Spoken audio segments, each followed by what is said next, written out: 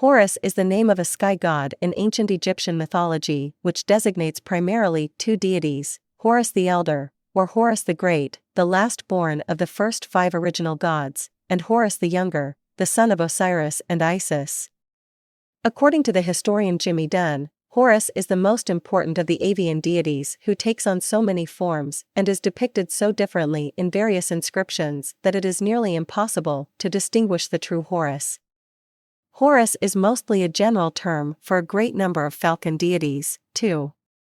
While this is certainly true, the name Horus will usually be found to designate either the older god of the first five or the son of Isis and Osiris who defeated his uncle Set and restored order to the land. The name Horus is the Latin version of the Egyptian Hor, which means the distant one, a reference to his role as a sky god. The elder Horus, brother of Osiris, Isis, Set, and Nephthys, is known as Horus the Great in English.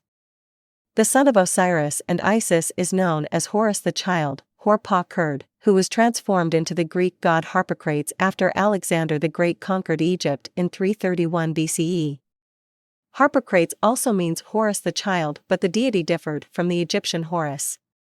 Harpocrates was the Greek god of silence and confidentiality, the keeper of secrets, whose statuary regularly depicts him as a winged child with his finger to his lips.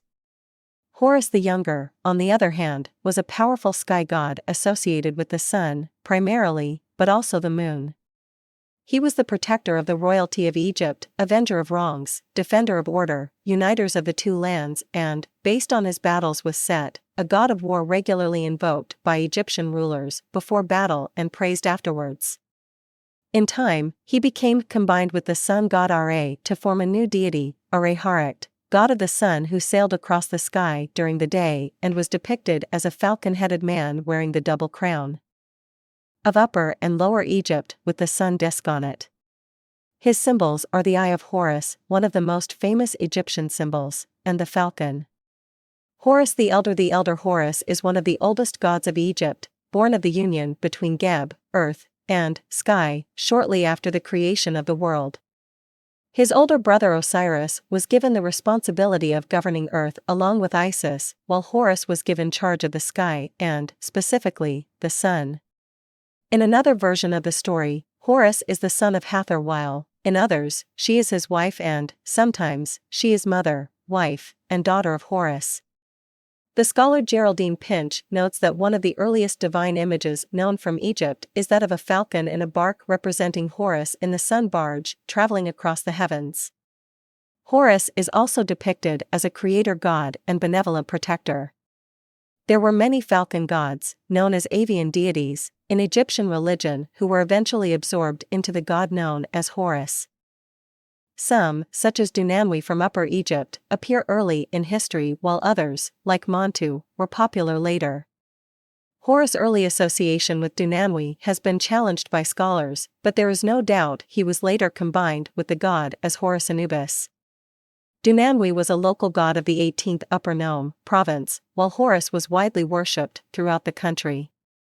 It is possible that, like Inanna in Mesopotamia, the figure of Horus began as a local god such as Dunanwi, but it seems more likely that Horus was fully realized early in Egypt's religious development. Egyptologist Richard H. Wilkinson comments on how Horus was one of the earliest of Egyptian deities. His name is attested from the beginning of the dynastic period, and it is probable that early falcon deities such as that shown restraining the marsh dwellers on the Narmer palette represent the same god. 200. Rulers of the pre-dynastic period in Egypt, circa 6000 to 3150 BCE, were known as followers of Horus, which attests to an even earlier point of veneration in Egypt's history. In his role as the distant one, he performs the same task as the distant goddess, a function associated with Hathor, and a number of other female deities, who go forth from Ra and return, bringing transformation. The sun and the moon were considered Horus' eyes as he watched over the people of the world day and night, but could also draw near to them in times of trouble or doubt. Imagined as a falcon, he could fly far from Ra and return with vital information and, in the same way, could quickly bring comfort to those in need. Horus was linked with the king of Egypt, though later rulers associated themselves with Horus the Younger.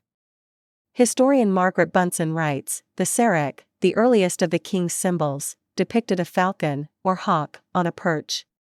As a result, devotion to Horus spread throughout Egypt, but in various locales the forms, traditions, and rituals honoring the god varied greatly. Horus the Younger and the Osiris myth. The younger Horus is sometimes mentioned as related to the older god but quickly eclipsed him and assumed many of his characteristics. By the time of the Ptolemaic dynasty, 323 to 30 BCE, the last dynasty to rule Egypt, the elder Horus had been completely replaced by the younger.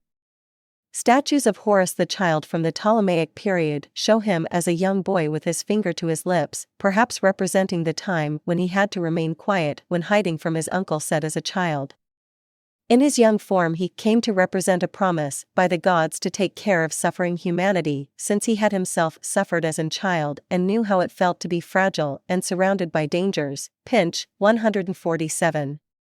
It was this form of Horus who would become the Greek Harpocrates, whom Plutarch called the second son of Isis and who would go on to become popular in the Roman world.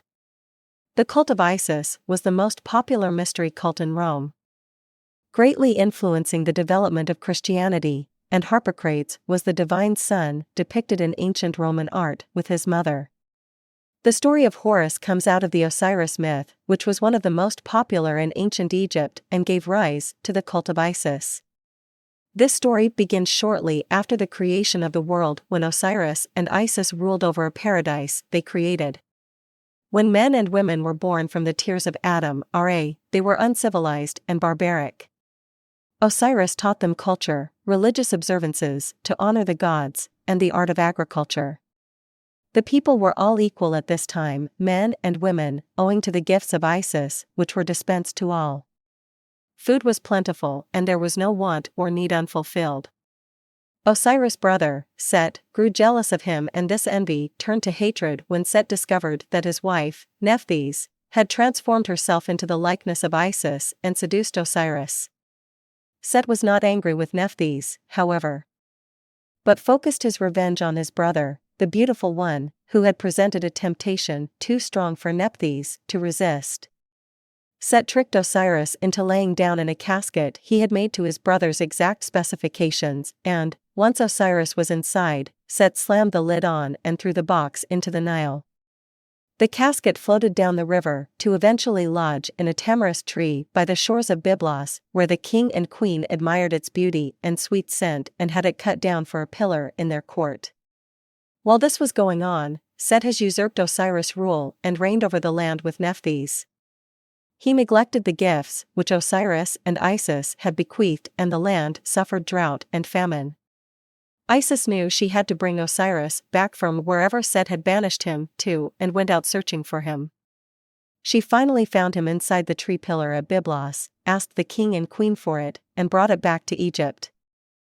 Osiris was dead, but Isis knew she could bring him back to life. She asked her sister Nephthys to stand guard over the body and protect it from Set while she went to gather herbs for potions. Set, meanwhile, had heard that his brother had returned and was out looking for him. He found Nephthys and tricked her into telling him where the body was hidden. Then he hacked Osiris into pieces and scattered the body parts across the land and into the Nile.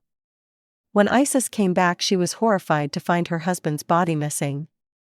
Nephthys told her how she had been tricked and what Set had done to Osiris. The two sisters then went in search of the body parts and reassembled Osiris. His penis had been eaten by a fish and so he was incomplete, but Isis could still return him to life.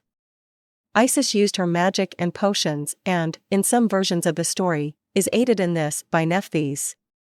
Osiris revived but could no longer rule among the living because he was no longer whole. Osiris was dead, but Isis knew she could bring him back to life.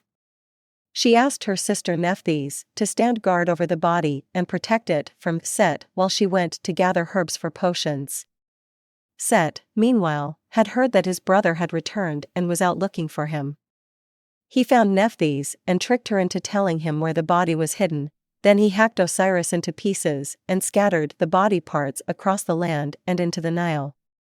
When Isis came back, she was horrified to find her husband's body missing. Nephthys told her how she had been tricked and what Set had done to Osiris. The two sisters then went in search of the body parts and reassembled Osiris.